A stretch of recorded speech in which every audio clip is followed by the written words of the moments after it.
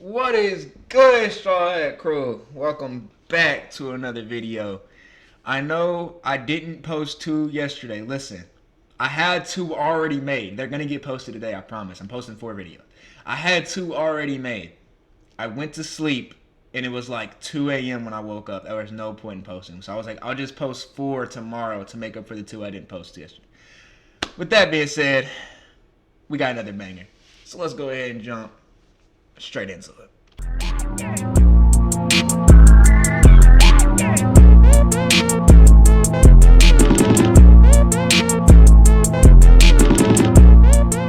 On today's video, we got the Gen Z gender split.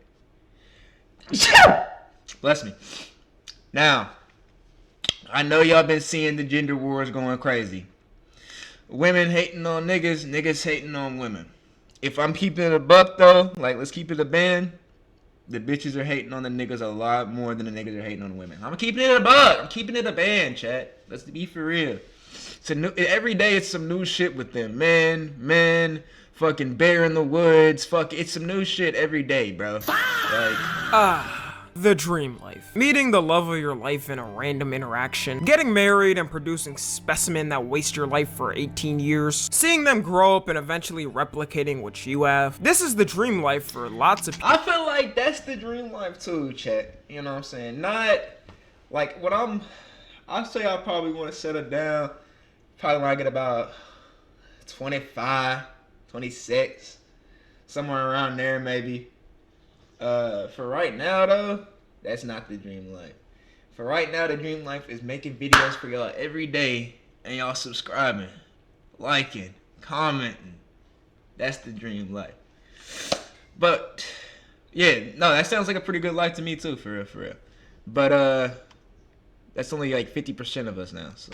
People around the world. And you watching this, who do you have? You're lying there all lonely in your dim room with no one to share the time with. Put those grippers away. I can see they haven't been trimmed in a month. You haven't found someone while someone else is already setting up their dream life as we speak. And if this is you, no worries, because you'll fit in right in with 99% of Gen Z. I think Gen Z by far has the biggest gender split we've ever seen. Down from the way each gender thinks, feels about issues, approaches their problems. And there's a couple reasons why I think this is happening, and I'll first start off with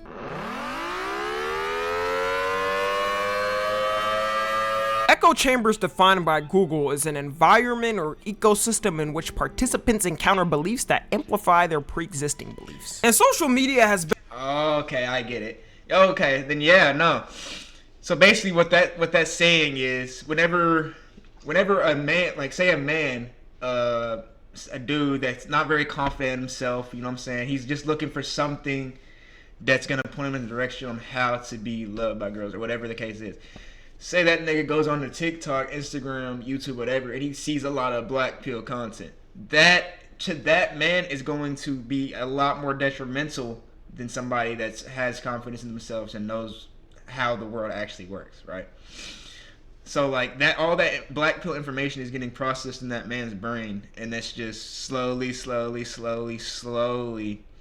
to make his brain literally go to that. Like that's his thinking for everything, or red pill, blue pill, whatever the case is. That's his thinking. Same thing with women.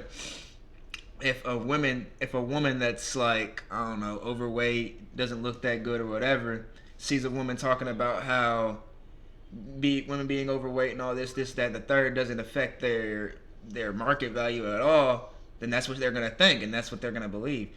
And it's not cool and it's not good or whatever the case may be, but you know what I'm saying. Been the worst proponent to this. Nowadays, I would say 3 out of 5 people are stuck in some type of echo chamber online. It's so easy to get swallowed up in it when the algorithm keeps feeding you stuff for it. And I don't even blame them. It's human nature to fall in line with it. We're communicative baboons at the end of the day that need communities. So obviously for the men's side, you got the rabbit hole of Andrew Tate and Fresh and Fit and all of them. Seeing stories about how a woman divorced the dude and took all his money and then falsely accused him of something while he gets life in prison, and while she gets pounded every day in the house he used to own by some other dude. And then for the women's side, you got the rabbit hole of all those girly influencers telling them they're perfect. There's absolutely nothing wrong with them, and the only man you should ever consider is if he immediately kneels to his knees and gives you 100,000 I fucking love watching Tommy's videos, man. It's like watching me. on the spot. These type of stories make anybody mad. And then the replies are always gonna be like, this is why you can't trust insert appropriate gender. Everybody, man or woman, knows one person personally down one of these rabbit holes. I just be feeling so disappointed when my friends go down one of these. If it gets to the point where these stories are personally affecting the way you navigate life, Like, bro, on a realistic level, right? Like, on some real shit, most of the shit you see on TikTok, like the stories of niggas getting hit with the she busy right now, little bros, and, like, getting cheated on, like, something crazy, like, you been gone for a week, she be cheating on you, like, some crazy shit like that. Most of the time, that's just on some online shit. You have to realize, like, we get to see so much that the probability of shit doesn't matter anymore, because every time that shit does happen, we're going to see it. So it's like, if the probability is 1 out of every 1,000,000, and we see 100 videos, we're gonna think it's a 1 out of 100, just because we've seen it so many fucking times. But in actuality, it's not that high of a probability. It's that shit doesn't really happen like that, bro. Like, I don't know for personal experience one nigga that's ever gotten hit with like some crazy shit, like some she busy right now, little bro, full video, like FaceTime call. Like, I've never heard of them shit like that. I've definitely heard of niggas getting cheated on. Let's not act like that's not the case. But like, niggas getting disrespected to that level, never heard of that. if you need to go touch some grass, like my you're not gonna find some gold digger who's ready to sabotage your life. You work the 12 p.m. shift at Target. And you ladies aren't gonna find your Timothy Chalamet who's gonna run into the perfect time in your life and buy you everything you've ever wanted. Like, these are only 1% of scenarios for real. The problem is saying. a lot of people can't really find a way to balance these echo chambers. Since social media is basically my job and I see these things all the time, I already know half these don't even exist in the real world. I'm not gonna run into some Andrew Tate ass casually in Walmart, and I'm not gonna run into a all men ass girl in the middle of the mall. But on Twitter, TikTok, Instagram, or any platform, you're gonna run into 10 about every hour. I knew our generation. That's what I'm saying, and that's what it makes it seem like it's so prominent. It's not that prominent, Chad. I'm telling you, for real. Like, you know the videos of dudes going up to girls and then the girl just being like, ew, fuck no, you ugly bastard. Like, shit like that does happen, but it's not as common as people make it seem, bro. Like, most of the time you're gonna get hit with the, nah, I'm good, thanks though, or I have a boyfriend, on some cap shit. Most of the time that's what you're gonna get hit with, and that's cool, and that's just the way the game works, bro. Was absolutely cooked when people started having gender arguments online. Should a man pay for dinner every time? Should a woman be doing all the house chores? Gay son or thought daughter? Looks like we got the questions mixed up. Sorry about that. And I'm gonna give you the true shocking answer that no one in humanity has ever said. And that answer is, it depends on the scenario. Scientists everywhere are scrambling on this new breaking discovery, making sure to put it in our history books. Like, these arguments be so stupid because a lot of times they're taking the most basic stereotypical scenario, but more often than not, a lot of people don't have the straight down forward formula. Like, for the question, should a man pay for dinner every time, we could be talking about someone like LeBron James, who trains 24/7 and makes 1,000x what his wife makes, while she helped raise their kids from birth and made sure they're good. In that case, it's an obvious she's paying for it.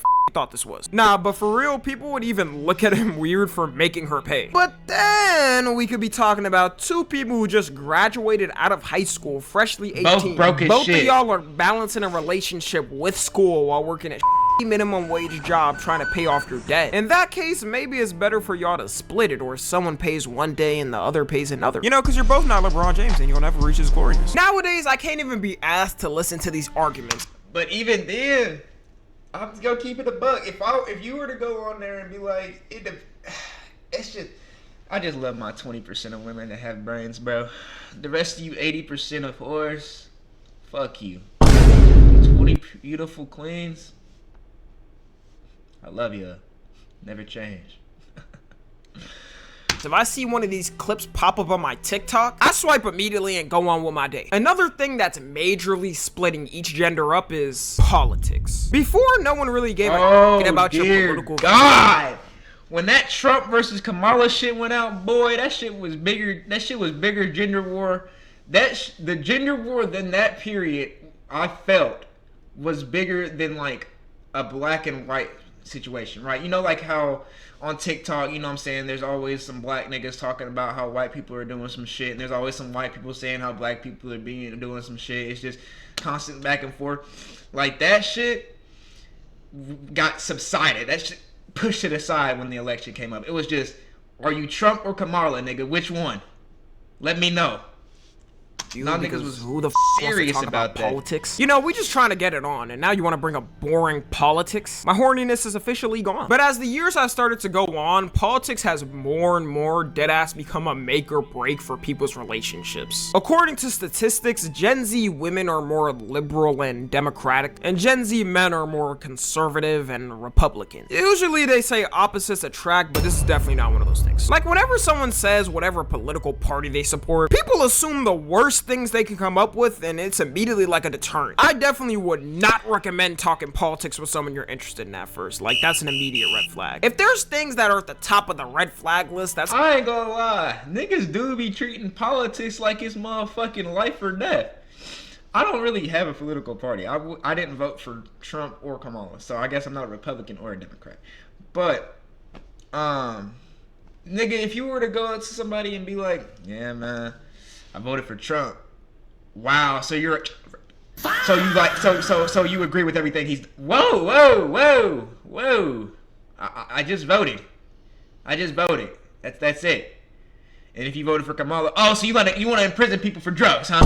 You want all the you know what I'm saying? So you couldn't win on either side. If you were to choose one, you wouldn't have won on either side. So it's gonna be at the highest point, especially if y'all don't think the same. You gotta build that connection first, or you're kind of f***ed off the jump. And in this last election, it's safe to say you had two people that couldn't be more far from each other. Do not come. Do not come. I'm gonna come. I would say for Gen Z women, if you took a random selection from the whole country, as in the United States, 8 out of 10 probably voted for Kamala this election. And for Gen Z men, 7 out of 10 probably voted for Trump. And because of how the election ended up, women started a movement on TikTok because they weren't happy with it, called the 4B movement. It's a movement that started in South Korea with women to protest how the men were running the government. And the 4B— see what I'm saying? It's some new shit every day. It's literally some new shit every day for y'all. Like, why? Y'all had to have some new shit every fucking day. stand for no marriage with men, no childbirth, no dating, and no sex with men. I'm happy to say that none of these things affected me anyways. Now, I'm not surprised something like this would happen, especially after this election. Whether you want to admit it or not, this election affects women way more than men. The fact that this is happening is just showing how much we're split as a generation, though. Now, whether the movement will go somewhere or not, I don't know. I feel like if you're a part of it, you probably weren't gonna like some dude that voted for Trump in the first place anyways. But hey, do whatever your heart's content. I don't give a. I also think the thing that's been changing is since there's so many more opportunities to do things now when you're younger, people are holding off way longer before getting married or having a kid. Because back in the good old days, the formula was simple.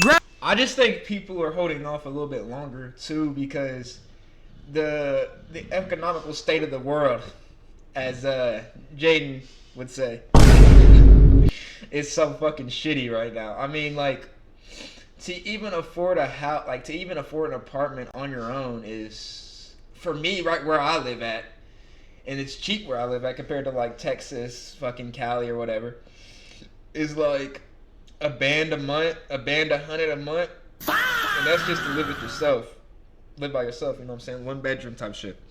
So it's a lot harder to do things sooner. Now it's just a lot harder. We just don't have enough money, man.